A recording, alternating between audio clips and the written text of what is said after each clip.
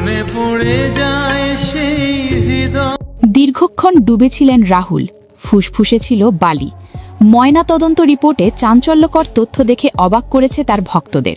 শুধু কি তাই, এই মর্মান্তিক দুর্ঘটনার পিছনে এমন কিছু রহস্যও রয়েছে যাকে ঘিরে ইঙ্গিত দিচ্ছে এই অভিনেতা মরেনি, তাকে পরিকল্পিতভাবে মেরে ফেলা হয়েছে বলে সাম্প্রতিক সময় ধারণা করা যাচ্ছে।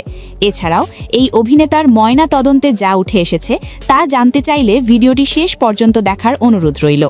সূত্রের বরাদে জানা যায়, ভারতের দীঘায় একটি ধারাবাহিক নাটকের শুটিং করতে গিয়ে জলে ডুবে মৃত্যু হয়েছে পশ্চিমবঙ্গের জনপ্রিয় অভিনেতা রাহুল অরুণোদয় বন্দ্যোপাধ্যায়ের। তার ময়নাতদন্তের প্রাথমিক রিপোর্টে মিলেছে চাঞ্চল্যকর তথ্য, যা অবাক করার মতোই। দীঘার অদূরেই তমলুক হাসপাতাল সূত্রের বরাতে কলকাতার সংবাদ মাধ্যমগুলো বলছে, অভিনেতা রাহুল দীর্ঘক্ষণ জলে ডুবেছিলেন, সে কারণেই তার মৃত্যু হয়েছে। প্রতিবেদনে বলা হয়েছে, রাহুলের ফুসফুসের ভেতরে প্রচুর পরিমাণে বালি পাওয়া গেছে, সেই সাথে নোনা জল তার খাদ্যনালী, শ্বাসনালী, পাকস্থলীর ভেতরেও বালি ও পানি পাওয়া গেছে। বালি ও পানি ঢেকার কারণে ফুসফুস ফুলে দ্বিগুণ আকারের হয়ে যায়। হাসপাতাল কর্তৃপক্ষ বলছেন, রাহুলের অবস্থা দেখে তারা মনে করছেন 1 ঘন্টারও বেশি সময় ধরে জলেই ডুবেছিলেন অভিনেতা, কারণ অল্প সময় জলে ডুবে থাকলে এরকম হওয়ার কথা নয় বলে জানিয়েছেন সেখানকার চিকিৎসক। এদিকে তমলুক হাসপাতাল থেকে রাহুলের মরদেহ নিয়ে কলকাতার দিকে রওনা হয়েছে গাড়ি। সঙ্গে রয়েছেন রাহুলের গাড়ি চালক, ভোলে বাবা পার করেগা ধারাবাহিকের প্রোডাকশন ম্যানেজার ও অন্যরাও।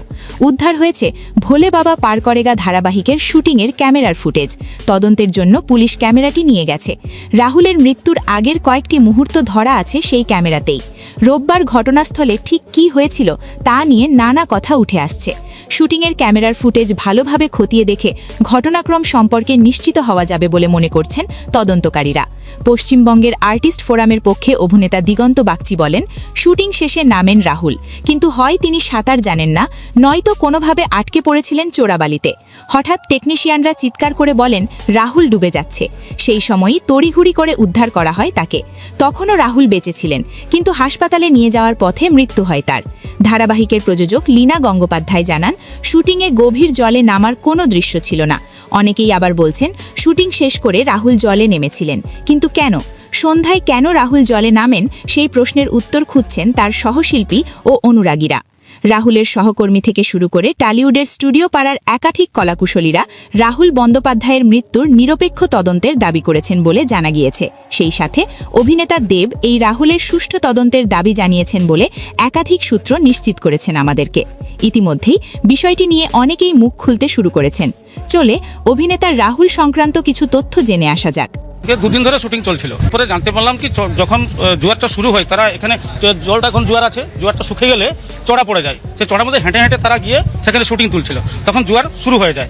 শুরু হওয়ার পরে হিরোইন কি চান করতে গেছে, চান করার যাওয়ার পরে অতটুকু জলে চলে গেছে। চলাচলার পরে পিছু পাটা ফেসে গেছে তাদের গাড্ডায়।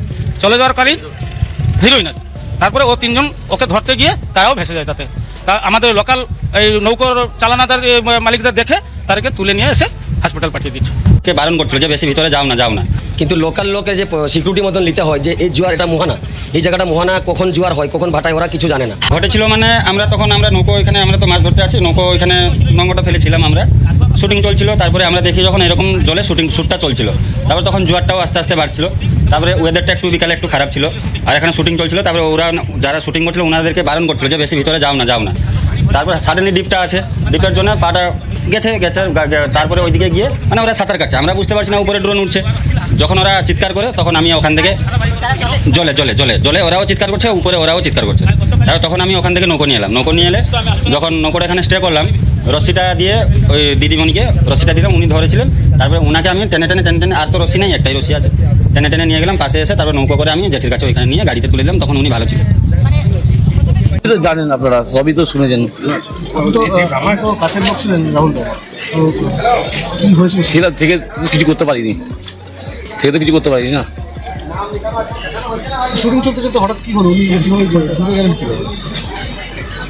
জলের গভীরতা বুঝতে পারিনি, নিজে কন্ট্রোল করতে পারিনি। জোয়ার এসেছিল, সে সময় আমি হসপিটালে ছিলাম। গতকাল রাহুলের মৃত্যুর খবর পাওয়ার পর তার দীর্ঘদিনের সহ অভিনেত্রী সুদীপ্তা চক্রবর্তী নিরপেক্ষ ও পূর্ণাঙ্গ তদন্ত দাবি করেন। তিনিও জানান, রাহুলের মৃত্যু মেনে নিতে পারছেন না। অভিনেত্রী রূপাঞ্জনা মিত্র রাহুলের মৃত্যুর ঘটনার পুলিশি তদন্ত দাবি করেছেন। এত কিছু শোনার পর দর্শক আপনার কাছে কি মনে হয়? এটি কি আসলে দুর্ঘটনা, নাকি নিচ্ছক কোনো দুর্ঘটনার নামে কারসাজি, যে কারসাজির কারণে আজ এমন একজন অভিনেতাকে হারিয়ে ফেলল গোটা টলিউড? সো প্রাণপ্রিয় ভিউয়ার্স, আপনার কাছে কি মনে? রাহুল কি সত্যি চলে গিয়েছেন না ফেরার দেশে নিজের দোষে, নাকি তাকে পরিকল্পিতভাবে শুধু নাটকের সিরিয়াল নয়, একেবারে অভিনয় জগৎ থেকে সরিয়ে ফেলা হয়েছে এই অভিনেতাকে কিনা? জানিয়ে দিন আপনাদের মূল্যবান মতামত আমাদেরকে কমেন্ট করে। ভিডিওটি একটু হলেও ভালো লাগলে লাইক, কমেন্ট, শেয়ার করে অন্যকে দেখার সুযোগ করে দিতে পারেন। News desk, Trends news 69।